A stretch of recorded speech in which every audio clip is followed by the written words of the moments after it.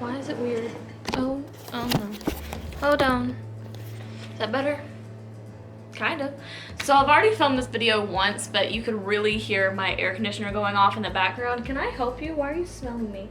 So I'm just gonna refilm it because it was so distracting and so loud. Like, it's never been that loud before, but I think it's because there's a vent right there and I sit right here to film majority of the time. Buddy, can I help you? So as you can tell by the title, today we're gonna be talking about toxic friendships / relationships and how to recognize them, but also what to do about them. So I'm just gonna take these off. Actually, no, I'm gonna put them on because I have to read a disclaimer. So I am gonna be reading off of notes. So if you see me looking down, that's what I'm looking at. I'm sorry if it's distracting. So I'm gonna give you a quick disclaimer. Basically, I just wanna say that just because somebody is toxic for you does not make them a toxic person. You could be toxic for somebody else, but you are not inherently a toxic person. The kind of people I'm going to be talking about is the people who have their own best interest in mind and are tearing you down just for their better interest of themselves. So I had friendships to where we were just toxic for each other, but we are not inherently toxic people. It's just our energies did not go well together at all, and we mutually decided to end that friendship because we just weren't the kind of people for each other. So with that being said, I'm not gonna be talking about those situations. I'm gonna be talking about friendships and relationships that are toxic because of a toxic person. So let's just jump into the video. My first tip is to always listen to your gut feelings about people. You have them for a reason. They are your instincts. Please listen to them. If things they say don't sit right with you, if they do things that don't quite sit right with you, listen to those instincts because majority of the time they are right. My second tip is do not become emotionally blind to people. So what I mean by this is ignoring red flags or not listening to your gut because you have certain feelings for this person or you care about this person. Do not become emotionally blind. Do not ignore your red flags simply because you have feelings for this person. That's how things snowball, and they will eventually, or they could eventually, get worse. So please always listen to your gut. Do not put up blinders because you have feelings for this person. My third red flag or tip is if they disrespect your boundaries or things you say that you don't enjoy doing.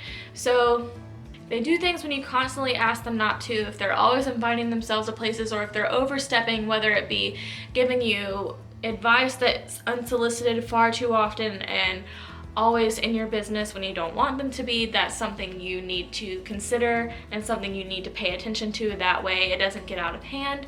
If you mention to them that you don't really want them in your business like that and they understand and they're okay with that, then that's fine. But if they are always overstepping and if they're constantly doing something when you ask them not to, they don't respect you, they don't respect your boundaries, and I just would say to not have that person in your life. My fourth red flag or fourth tip to note is if they're always discrediting you, if they are always downplaying you.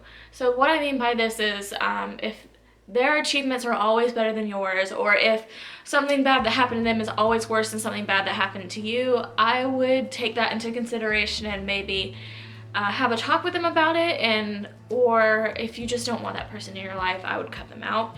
So I had this friend one time who I would try to, vent my feelings or talk about something I was going through, and then they would bring up something that was always worse, or something I shouldn't feel bad because they've gone through something worse. Now what I do in these situations is I try to give something like a story from my life to let the person know that I've been there, I know what they're going through, but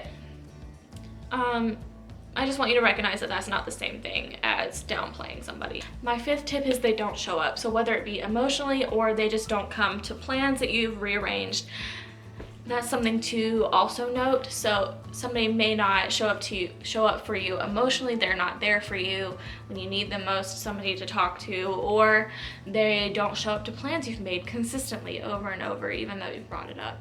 They don't care, they don't respect your time, and time is very, very valuable. So if they don't respect your time, they don't respect you. My sixth red flag is they are overly dependent on you. So I had a friend like this at one point, and things I've noted is they put you on a pedestal. You are their only confidant.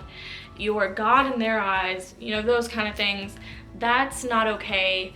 That's not okay at all, because once you are put on a pedestal, anything you do bad is blown way out of proportion and it's the end of the world for this person.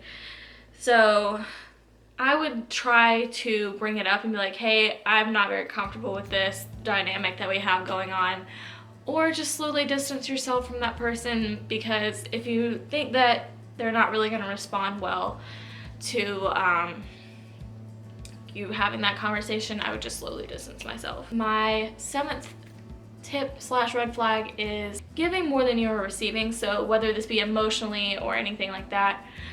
Friendships, relationships are about a give and take kind of dynamic relationship, but if you're constantly always there for a person, they're never there for you, or you're always paying for stuff and they're never helping out, it's not a good relationship, friendship to have. They are using you more than likely, and either have a conversation about it or distance yourself.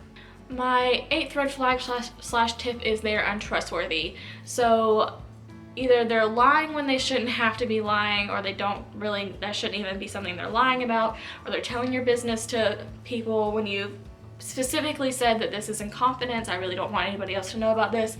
They don't care, again, about your feelings, about your boundaries, or about you if they're willing to tell something that you wouldn't want other people to know to other people. My 9th tip / red flag is they are always starting drama. So whether it be with your other friends and it makes them uncomfortable, or always starting arguments or fights with you, that's something to take into consideration. That kind of person is never fun to have around, because they're always just wanting to fight and argue and bicker, because honestly this person has nothing better to do with their lives other than to argue. So it's really mentally and emotionally draining to have that kind of person in your life. So really just keep your feelings in mind and how you feel around this person and how they make you feel, and if it's not good, they're not a good friend to have.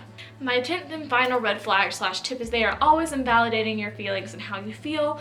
So you may be trying to bring up something that bothers you with this person and they just don't care, or they're upset when you try to communicate these kinds of feelings. This kind of person does not care about you. They don't care about your feelings, so why would you want to have them around in your life? They are mentally and emotionally draining. This kind of person, typically everything always has to be about them and go their way, and that's just not how good relationships or friendships work. It's about a give and take, equal relationship, otherwise it's just not going to work out. Obviously these kinds of things aren't always 50-50, but it should be that way majority of the time for it to be healthy for both people involved. Now I'm going to be talking about how to deal with these kinds of people. I mostly have 2 tips, and they are pretty much similar. Is to get them out of your life. One is to cut them out entirely, so block them on all social media, their phone number. This is more so if you had a falling out with this person and they want to start an argument all the time, or if you feel as though they are a danger to you, obviously, and maybe even go to the police in that kind of situation. My 2nd tip is to slowly distance yourself from this person. Greg. So this kind of tip is for when you feel as though they're overly attached to you and it's not going to be very safe for you to just cut them out entirely. I would just slowly distance myself from this person, slowly start texting slower, and then eventually just not respond and that kind of thing. So yeah, these kinds of people aren't good for your mental health. They aren't good for your spiritual well-being, and if you feel as though somebody is draining you, they are not a good friend or a partner. So I highly recommend getting them out of your life for your own benefit. So I hope this video was helpful. I hope you found it mildly entertaining, even though it's a heavier topic. But I wish I had seen more videos like this when I was going through friendships / relationships like this, because I would have found it very helpful. These are tips from me and my friends as well, so it's not just from my perspective. These are tips from my friends as well. So I hope you enjoyed this video, and if you want to see more sit-down videos like this, advice videos, let me know. I would love to make more videos like this. Maybe even drop an idea down below. That'd be really helpful for me and what you want to see. So yes, thank you for watching this video. Like, subscribe, do all the things, and I'll see you in my next video.